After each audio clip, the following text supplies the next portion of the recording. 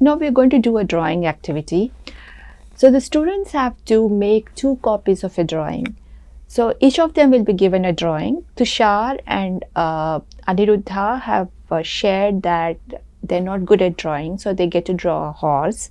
While Anamika, who said that she's very good at drawing, she's being given this man sitting on a chair, an old man sitting on a chair. So what they need to do is they need to copy the drawing that they have been given in 2 different ways. The first way is the conventional way, where you just keep the drawing as it is, look at it and copy it. And the second way is to turn the drawing upside down and copy the drawing. And you may also cover the drawing, say with 2 notebooks or the phone or something, and that keep that slight window only open, and copy that part which is open or exposed, and then keep moving that window down or up, whichever direction you want to start with, and then start copying what you're seeing. Okay, so these are the 2 different ways the students have been asked to copy the drawings.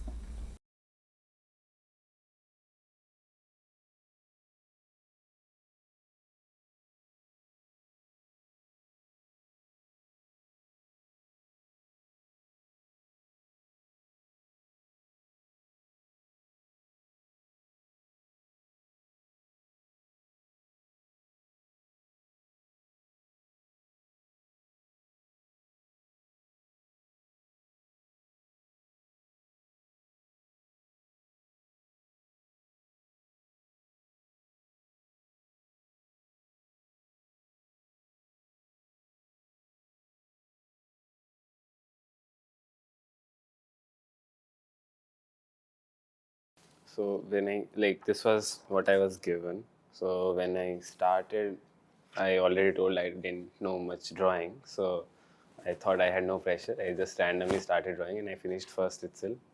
So this was my first drawing, and while drawing it, I had that doubt. Keep like this, every part must be perfect. Like it is not looking like a horse or something. You can see like I made try to make some changes. It kind of looked like a donkey, so I tried to elongate its legs from the bottom. Some changes I tried to make, and although I failed at it, it looks like a donkey only. And the second time when I started, I had like I was just seeing what it was, and I was looking at it properly. First of all, there was just small part that I was supposed to draw, so I could observe some details also. Okay, okay, okay, this is how it is supposed to draw, and I didn't remember how its structure was properly. I didn't see properly last time also, so it came out something weird only. Some like sir suggested like a Pokemon or something, but at least this time I didn't have that thinking. Okay, it's looking like something. I got to know what it is looking like after I finished only. So yeah, the second one was a more peaceful way of drawing. Okay. This was the picture that I was given to draw, and this was the drawing that I did first in the conventional method, just by looking at this. And this was the picture that I did by inverting this one. So contrary to what Tushar said, for me the second method was difficult because being a drawer, I'm used to drawing it in the normal way. But then, so I am used to taking proportions and stuff. But in the second one, it was just like inverted, and I didn't know what I was doing. It was all just lines and wiggles for me. But so initially, I thought it would come out wrongly. It would not be a replica of the original image, but I just believed and just went through with it, and it kind of came out like that. So I realized that doing something unconventional will not always lead to negative stuff, and I should not have like talked down myself by thinking that I would do it wrongly because I was doing something that I've not done, that I don't do usually. As ma'am already said, I am not used to drawing and I don't think of myself as creative. But yeah, this was the activity we were given to draw. I was supposed to draw this horse, and during the first attempt, we were supposed to look at the picture the right way and draw it as it is. So, and for the second attempt, we were supposed to turn the original picture upside down and we were supposed to draw it in segments. Uh, though my first attempt came off better than the second attempt, I think the second attempt was easier to draw because I was not thinking of it as a horse, but rather as a mixture of lines, and somehow took off the pressure that it should be perfect. So the second attempt was less stressful, I would say, though it came out disproportionate. But in the end, I think, though I feel I am not creative, I gained some confidence that even if I am not good at it, with practice and with proper methods, I can become good at it. So, yeah, that's it. Thank you, Tushar, Anamika, and Aniruddha for sharing your experience with the drawing activity. When I left corporate and moved into coaching, I came across this book called Draw from the Right Side of Your Brain by Betty Edwards. Now, she gives us actually exactly the same activity that the students just did. And my experience from that activity shattered my belief once and for all. Ending negative self talk and the inner chatter helps declutter the mind and opens up the flow of creativity in each one of us. Words are powerful, words are generative. Therefore, use words of power and positivity in the present so that you may create the future that you wish to live. And that's what Jim Quick speaks about in the video on how to eliminate negative self talk by acknowledging it, accepting it, knowing that it is there, but by not fighting with it and not fighting against it or for it, but just releasing the chatter, letting it out, and then aligning with our goals, dreams, and aspirations that we have, and working towards that with positive words and positive action. Really wonderful, Prasanna. It reminds me of two things. When Dhoni was interviewed, asked by the journalist, how is it that you are able to do? Dhoni's answer was very simple. He said, I don't focus on results.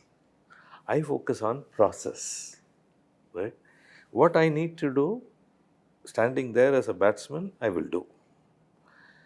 Now that process is important for me. When I see the ball, when I can hit the ball, I hit the ball. So he shifted the focus from the results to the process. Like what you have said, just shifting it towards that removes that tension of having to have this result. Just like what they have had this in their mind, that they have to draw a horse or whatever other picture was. This was sort of limiting them from being able to draw the actual horse. When they were instructed to just look at it as spots which are not necessarily horse per se that they were perceiving, then it was easy for them to draw. Right? In a very similar way, when we start to focus on process, the whole thing changes.